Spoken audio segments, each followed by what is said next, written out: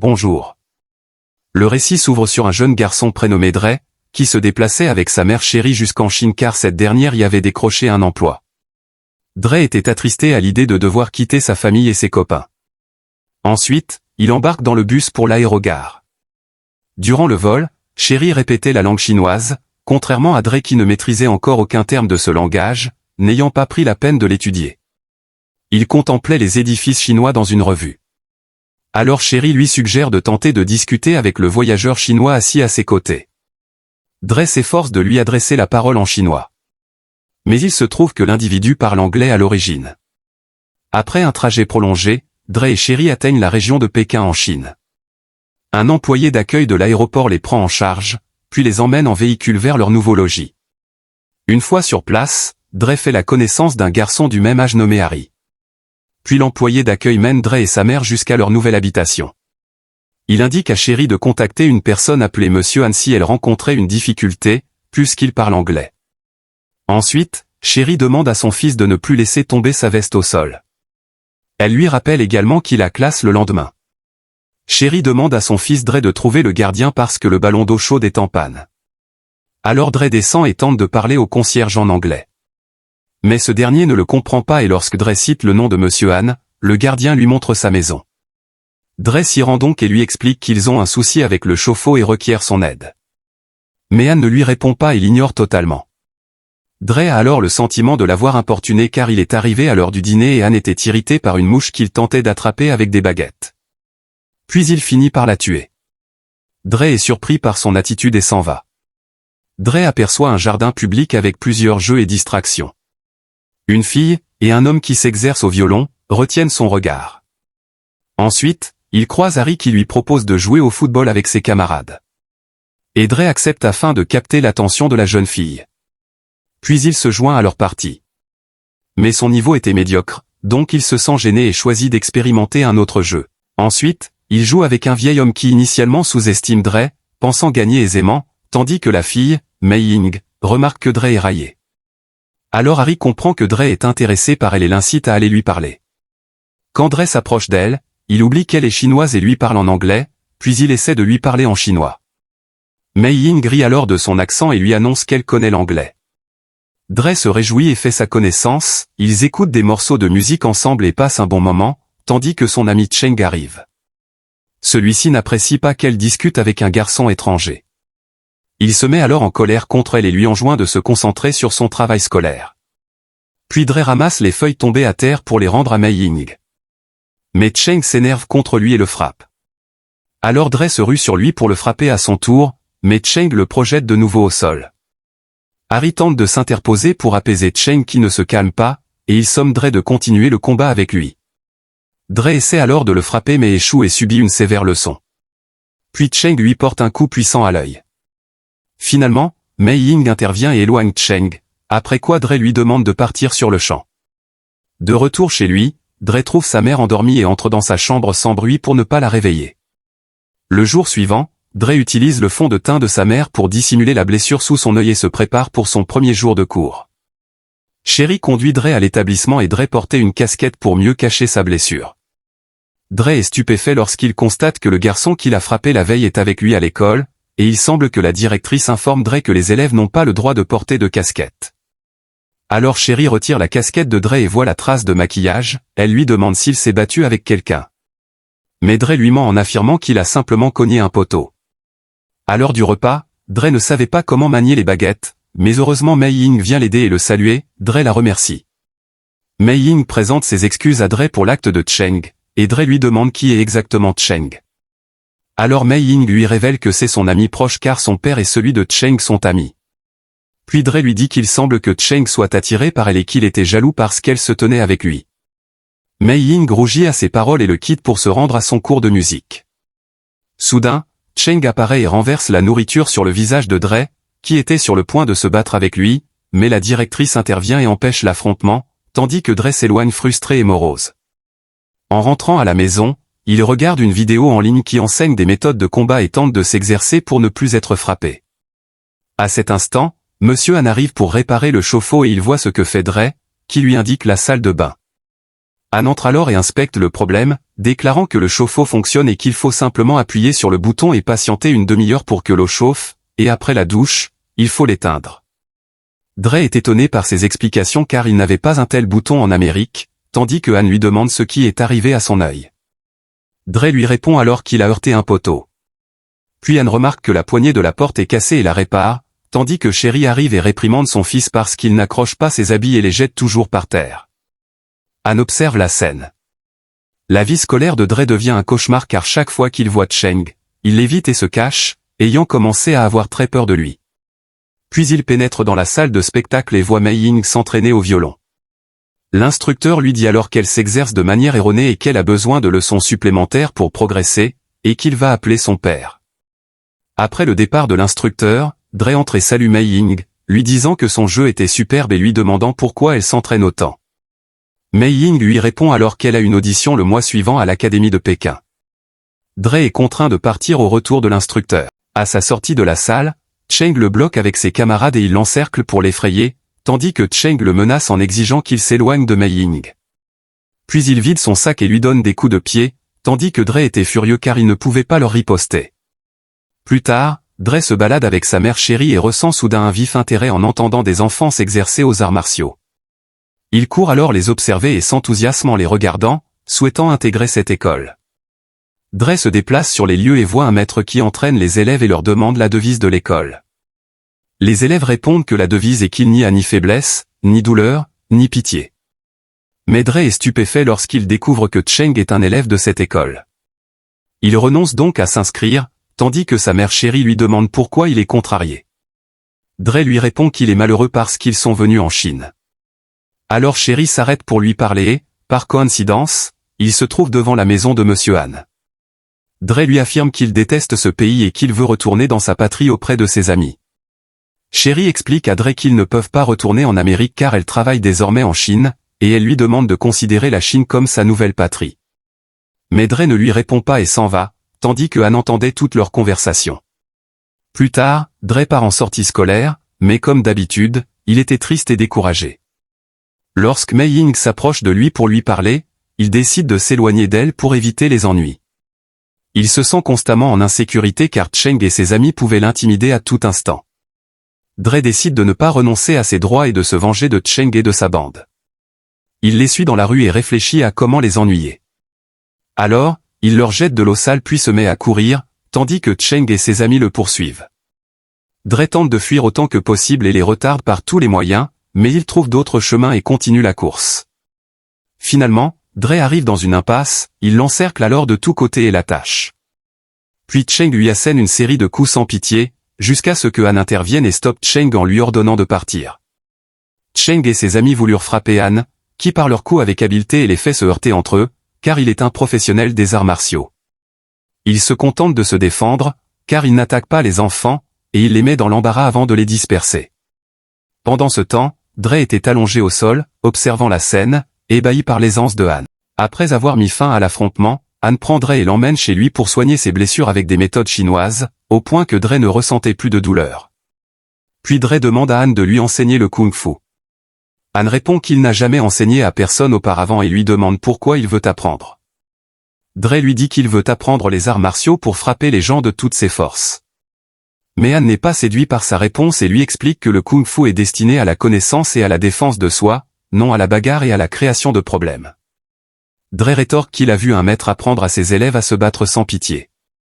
Han lui répond alors que les élèves qu'il intimide ne sont pas mauvais par nature, mais qu'ils le sont devenus à cause de leur maître. Il propose ensuite à Dre d'aller dans cette école pour dire au maître que sa méthode d'enseignement est mauvaise. Mais Dre a peur et dit à Han qu'ils le frapperont s'il y va, et il lui demande de l'accompagner. Han refuse. Alors Dre se fâche et s'en va, tandis que Han, compatissant, décide finalement d'y aller avec lui pour montrer au maître de Cheng les principes corrects du kung-fu. Ils arrivent à l'école de kung-fu et voient un élève projeter son camarade au sol. Le maître lui dit qu'il doit achever son adversaire. L'élève frappe alors son camarade alors qu'il est au sol, mais le maître lui crie dessus et le gifle devant tout le monde, parce que l'élève avait été clément envers son camarade et ne l'avait pas frappé avec violence. Han est choqué par cette méthode. Il dit à ses élèves qu'il ne faut pas s'arrêter quand l'ennemi tombe, mais continuer à le frapper sans pitié. Cheng aperçoit Han et Dre et les fixe. Il dit à son maître que Anne est celui qui les a frappés. Puis Anne s'avance et dit au maître Li qu'ils sont venus en paix. Mais le maître Li lui demande de laisser le garçon qui l'accompagne compter sur lui-même et se battre. Anne lui répond alors qu'il le laissera se battre contre une seule personne, et non contre 6 qui l'encerclent. Il confirme qu'il n'est pas venu pour se battre, puis il prend Dre et s'apprête à partir. Mais le maître Li l'arrête et lui dit qu'il ne sortira pas d'ici facilement après avoir frappé ses élèves, et que l'un d'eux doit se battre. Anne lui dit alors qu'il se battra au tournoi de Kung Fu. Le maître Li se moque de Anne en riant et lui dit qu'il accepte le défi.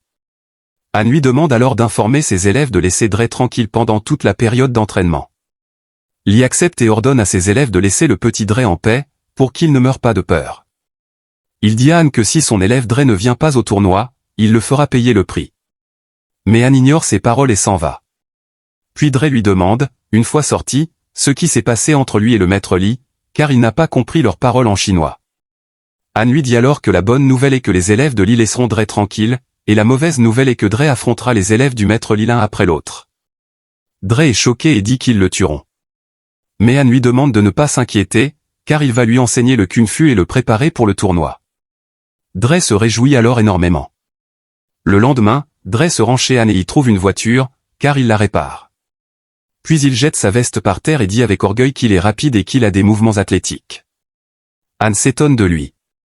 Dre casse par erreur un vase à Anne en bougeant. Puis Anne lui demande d'accrocher sa veste à ce morceau de bois.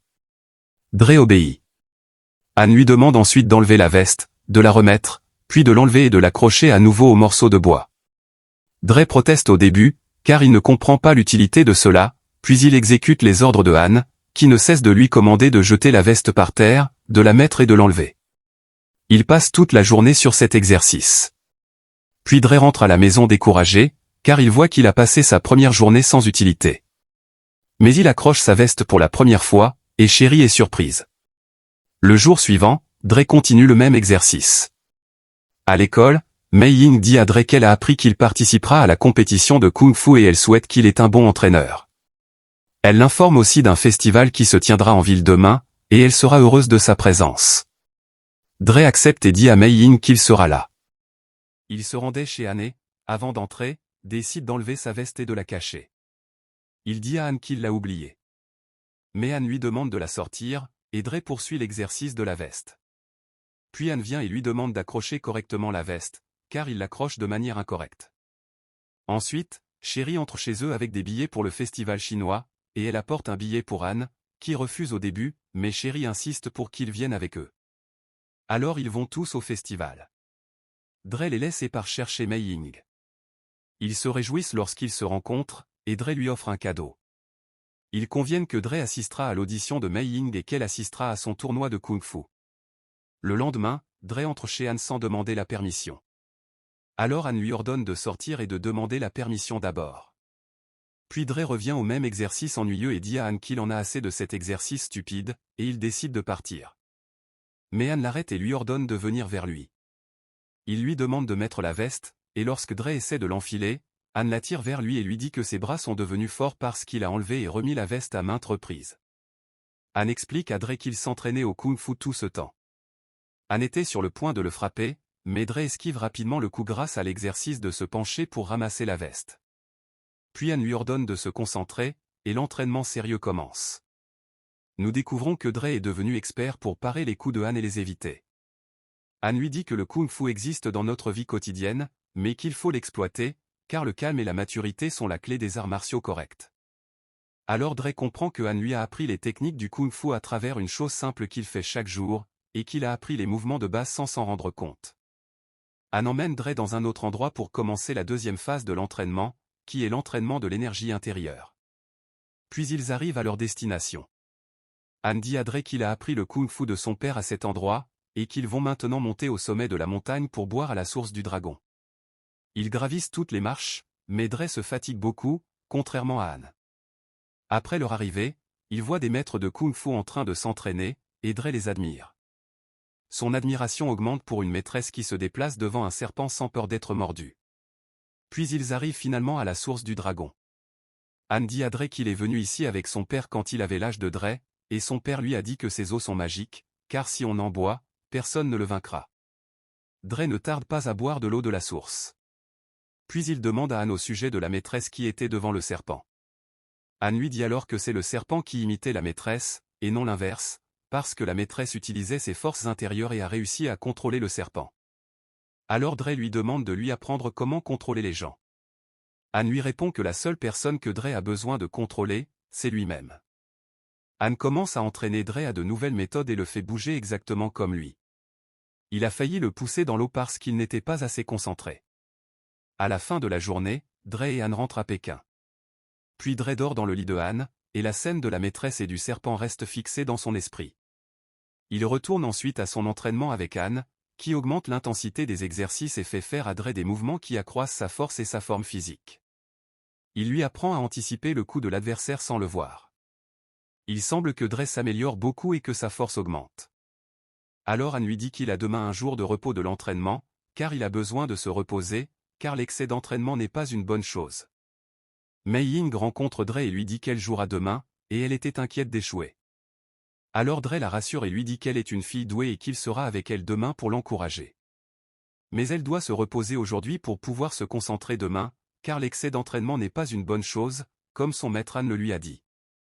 Mei Ying est convaincue par ses paroles. Puis Dre l'emmène se promener, et ils passent un bon moment. Soudain, Mei Ying reçoit un appel de son père qui l'informe que la date de l'audition a changé et qu'elle est devenue aujourd'hui, dans seulement 20 minutes. Mei Ying se tend et part en hâte avec son père, qui arrive à l'heure prévue et commence à jouer du violon devant le jury, tandis que Dre s'était dépêché de la rattraper pour l'encourager. Mei Ying sent sa présence et elle réussit l'audition, étant acceptée à l'Institut de musique. Puis elle fait signe à Dre avec joie, mais son père lui dit qu'elle doit couper sa relation avec Dre. Mei Ying est alors contrainte d'obéir à son père et va, à contre-cœur, dire à Dre qu'ils ne peuvent plus rester amis. Dre est choqué. Pendant ce temps, Cheng apparaît et lui dit qu'il le verra bientôt au tournoi de Kung Fu. Puis Dre va chez Anne et le trouve ivre, en train de détruire la voiture. Dre voit une feuille de journal sur la voiture avec la nouvelle d'un accident dans lequel une mère et son fils sont morts, et il s'avère qu'il faisait partie de la famille de Anne. La voiture était la cause de l'accident, alors ils sont morts à cause de lui. Puis il raconte à Dre que ce jour est l'anniversaire de l'accident, et chaque année à la même date, Anne casse la voiture après l'avoir réparée. Il dit à Dre que ce jour-là, lui et sa femme se disputaient, sa femme s'est mise en colère et a perdu le contrôle de la voiture. Anne se sent coupable et brisée, et il s'effondre en pleurant en racontant à Dre ce qui s'est passé. Dre compatit avec lui et pleure. Puis il le fait sortir de la voiture, lui donne des outils d'entraînement et l'emmène sur le lieu d'entraînement pour lui faire oublier le souvenir douloureux, le distraire pour qu'il guérisse et se concentre sur sa vie. Anne se concentre sur la préparation de Docteur et y consacre beaucoup d'énergie. Avec le temps, Docteur progresse considérablement et maîtrise les fondamentaux des arts martiaux.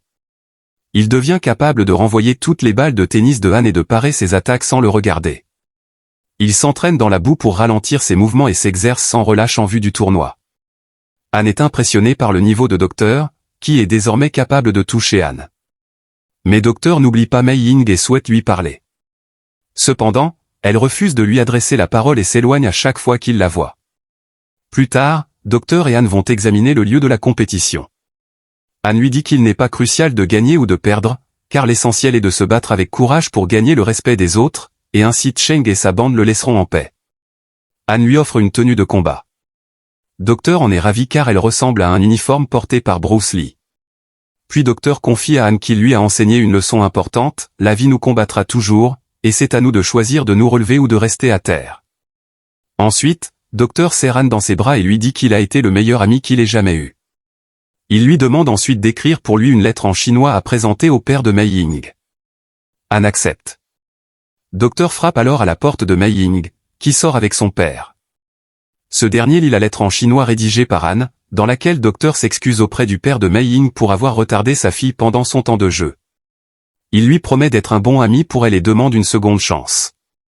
Le père est surpris par l'audace de Docteur, lui pardonne et accepte le retour de son amitié avec sa fille Mei Ying. Il lui dit qu'il viendra avec Mei Ying assister au tournoi de combat. Docteur les remercie et s'en va.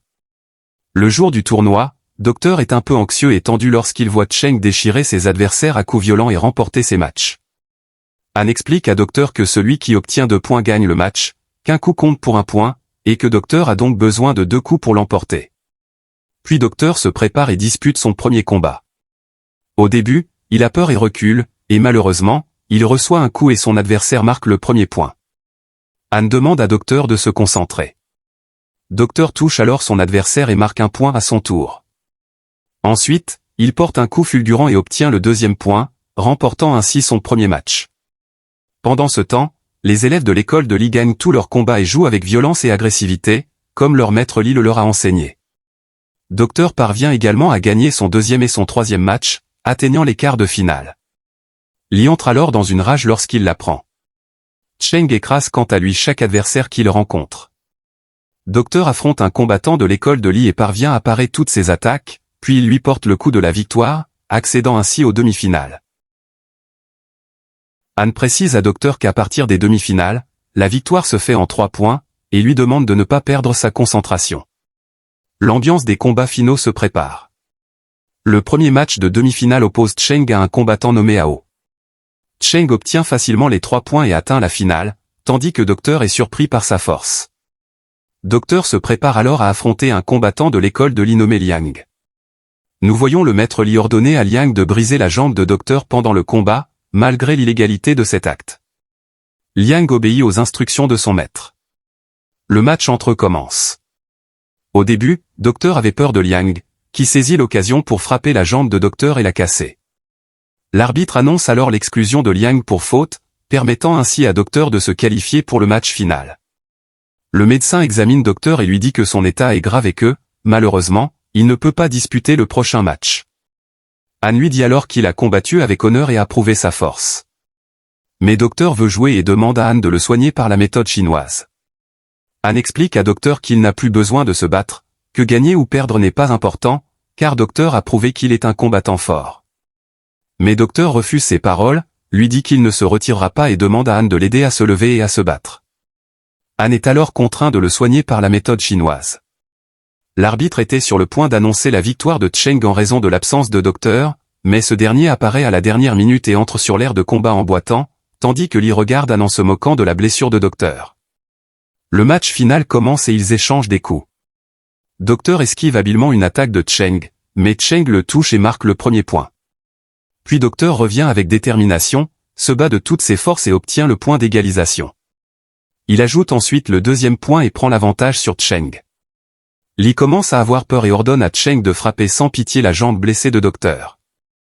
Cheng revient alors au combat, chargé de violence et de haine, et se concentre sur la jambe blessée de Docteur. Il la frappe à plusieurs reprises et marque le deuxième point. Le point suivant devient décisif pour la victoire. Docteur souffrait de sa blessure, mais il se relève, refusant d'abandonner, et la foule salue son courage.